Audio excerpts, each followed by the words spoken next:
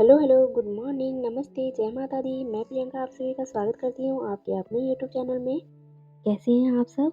आशा करती हूँ आप लोग बहुत अच्छे होंगे, स्वस्थ होंगे, मस्त होंगे, खुश होंगे और अपनी लाइफ में पॉजिटिव थॉट, नई उमंग और जोश के साथ आगे बढ़ रहे होंगे। तो फ्रेंड्स, मेरे दिन की शुरुआत हो चुकी है और मुझे ना आज आप लोगों से बहुत ही इम्पोर्टेंट टॉपिक पे बात करनी है और शेयर करनी है और आप लोग मुझे बताइएगा कि मैं सही हूँ या गलत हूँ। और अगर मेरी बात आप लोगों को सही लगे तो आप वीडियो को लाइक कीजिएगा और कमेंट कीजिएगा। तो फ्रेंड्स, वीडियो में कंटिन्यू बने रहिए। और अभी देखिए मॉर्निंग का टाइम है जब मैं यहाँ नाश्ता बना रही हूँ और नाश्ते में आज मैं गोभी के पराठे बना रही हूँ और ये मैं फर्स्ट टाइम बनाने जा रही हूँ। और देखती हूँ कैसा बनता है। और इसको कद्दूकस करने में ना बहुत ईज़ी रहा मेरे लिए, जितना कि मूली को करने में लगता है टाइम, उतना मुझे इसमें नहीं लगा। तो ठीक है, मुझे ईज़ी लग रहा है ये बनाने में, तो देखती हूँ आज बना के कैसा लग रहा है। और मम्मी जी को ये बहुत ही कई दिनों से मम्मी बोल रही थी कि बनाओ, बनाओ, तो मैंने सोचा आज बना देती हूँ और गोभी का सीज़न भी चला जाएगा, नहीं तो फिर रह जाएगा।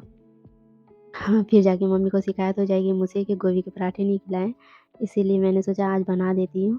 वही मैं बना रही हूँ और यहाँ मैं दीदी के लॉन से धनिया पत्ता लेके आई थी तोड़ के, तो मैं उसी में देख रही थी कि कुछ मतलब ज़्यादा कचरा तो नहीं रहता है, लेकिन है ना उसमें बाल होने की शिकायत रहती है बहुत ज़्यादा, मतलब उसमें बाल हो जाते हैं ना, तो बहुत बेकार लगता है। बाल तो नुकसानदेह होता ही है सबके लिए, इसीलिए। और यहाँ पे बस मैं वही तैयारी कर रही हूँ। और कई लोगों को देखा है कि कच्चे में ही मतलब गोभी को ना फ़िल कर देते हैं, लेकिन मैं इसको फ्राई करके बनाऊँगी, क्योंकि फ्राई में ना थोड़ा-सा गोभी का कच्चापन जो होता है वो निकल जाता है। तो यहाँ पे बस मैंने कढ़ाई में हल्का ही ऑयल डाला है, क्योंकि ऑयल भी हम लोग बहुत कम यूज़ करते हैं, क्योंकि मम्मी को ना कई तरह की बीमारी है, तो फिर उनका ध्यान रखना पड़ता है।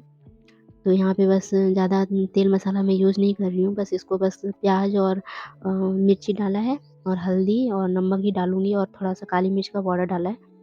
और ये सब डालने के बाद मैं गोभी को डाल दे रही हूँ और इसको हल्का फ्राई करके बस उसको फ़िल करूँगी मैं अच्छे से, और ताकि इसका कच्चापन निकल जाए, तभी अच्छा बनता है।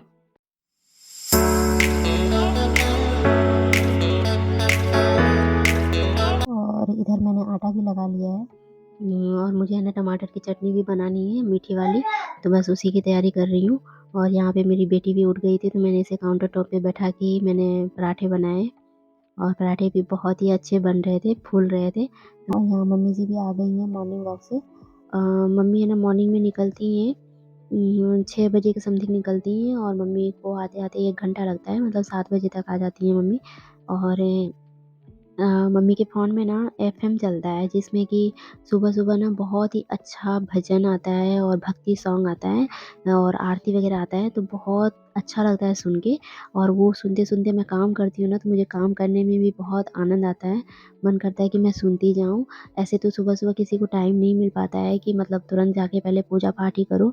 तो हालाँकि मेरी मम्मी तो पहले पूजा-पाठ ही करती हैं, सारा काम मतलब मैं करती हूँ इधर और मम्मी पूजा का काम सँभाल लेती हैं। तो और बाकी मैं वो आरती वग़ैरह सुनते-सुनते काम करती हूँ ना, तो मुझे बहुत आनंद आता है और घर में भी है ना पॉज़िटिव वाइब्स आते हैं, तो बहुत अच्छा लगता है। और मुँह में है ना जितना भगवान का नाम रहे ना, उतना ही हमारे लिए अच्छा होता है। नेगेटिव थॉट्स नहीं आते हैं, पॉज़िटिव विचार आते हैं हमारे मन में।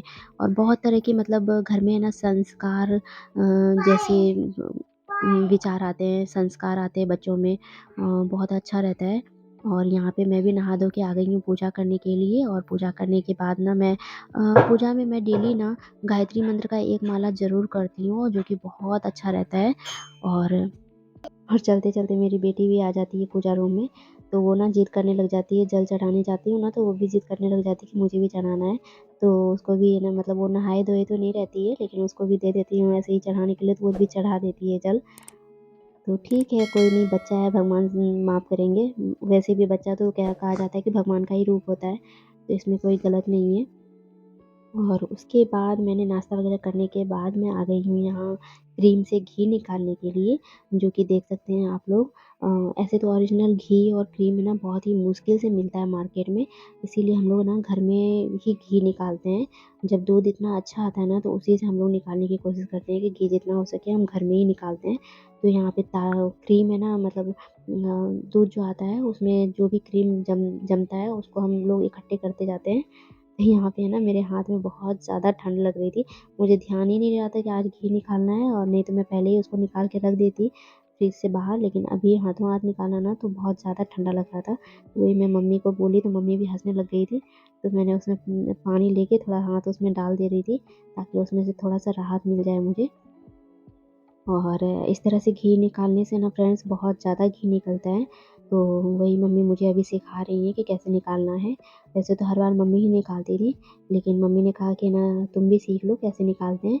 तो वही मैं आज मम्मी जी सिखा रही हैं और मैं वैसे-वैसे किए जा रही हूँ। तो यहाँ पे क्रीम मैंने ले लिया है और उसमें मतलब बिल्कुल भी गाँठ नहीं रहना चाहिए, और उसको मिलाते रहना है। और जब मिलते-मिलते ना वो क्रीम पूरा ही अलग हो जाता है, घी अलग हो जाता है।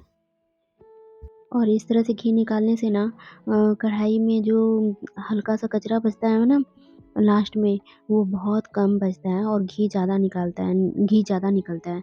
और इसी तरह से मम्मी ने सबको यहाँ पे निकालना बताया है ना, तो सब लोग इसी तरह से निकालते हैं, तो सबको मतलब ऐसा कहते हैं कि हाँ, बहुत ही अच्छा है ये मेथड घी निकालने का। तो यही है, और मैं आप लोगों से ये बोल रही थी फ्रेंड्स कि कई लोगों को ना ये शिकायत होती है कि उनकी सास बहुत मतलब ताना मारती हैं, और मतलब बहुत ही बुरी हैं। उनको हमेशा मतलब कुछ ना कुछ बहू से मतलब वही रहता है, शिकायत ही रहता है। तो फ्रेंड्स मैं आप लोगों से एक बात कहती हूँ कि अगर सास ताना नहीं मारेंगी तो फिर कौन मारेगा, ये बताइए?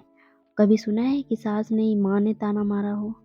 हुँ, सास ही ताना मारने के लिए फ़ेमस होती हैं। वो तो ठीक है, हमें ही उस चीज़ को हैंडल करना पड़ता है कि हम उसे किस तरीके से हैंडल करते हैं। और सास इतनी बुरी भी नहीं होती है, जितना हम उनको समझ लेते हैं, हम उनको मान लेते हैं। एक बार सोच के देखिए, जिसे आप सास कह रही हैं, वो भी तो किसी की माँ है। और जिसे आप माँ कह रही हैं, जिनकी आप बेटी हैं, और वो भी तो कभी किसी की सास बनेंगी। तो आपकी भाभी को अगर आपकी मम्मी से शिकायत होंगी, तो क्या आपको अच्छा लगेगा? आपकी भाभी आपकी मम्मी के बारे में बोलेंगी कि मेरी सास ऐसी है, मेरी सास वैसी है, क्या आपको अच्छा लगेगा? नहीं ना। तो बस बात वही है फ्रेंड्स, कि हमें है ना पहले ये समझना चाहिए कि हम घर में अगर सास ताना मार रही हैं तो किस बात को लेके मार रही हैं? क्या वो बात सही है या गलत है? और अगर सही है तो ठीक है, अगर आप गलत हो तो आप उस गलती को एक्सेप्ट करो और उसे मान लो कि हाँ, आपकी गलती है, और आप चुप रहो। और अगर आपको लगता है कि आप गलत नहीं हैं फिर भी ताना मार रही हैं तो कोई बात नहीं है ना फ्रेंड्स। अगर वो ताना मार रही हैं तो अगर वो आपको कुछ गलत बोल रही हैं तो क्या आपको वो चिपक जाता है, आपकी उनकी कही हुई बातें आपको लग जाती हैं? नहीं ना। तो वो तो बात होता है कि बर्दाश्त करने की, कि आप कितना बर्दाश्त कर पाते हो, कितना आपके अंदर सहन शक्ति है।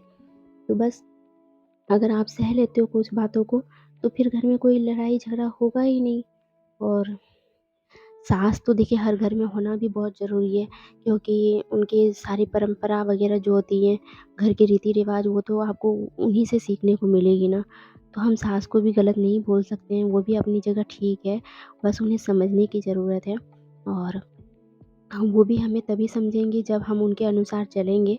और इसीलिए हमें है ना ऐसा ही कोशिश करना चाहिए कि हाँ, ठीक है, अगर वो कुछ बोल रही हैं तो हमें उसकी उनका भी कहना मानना चाहिए, कि वो क्या कहना चाह रही हैं, किस बात पे उनको शिकायत है।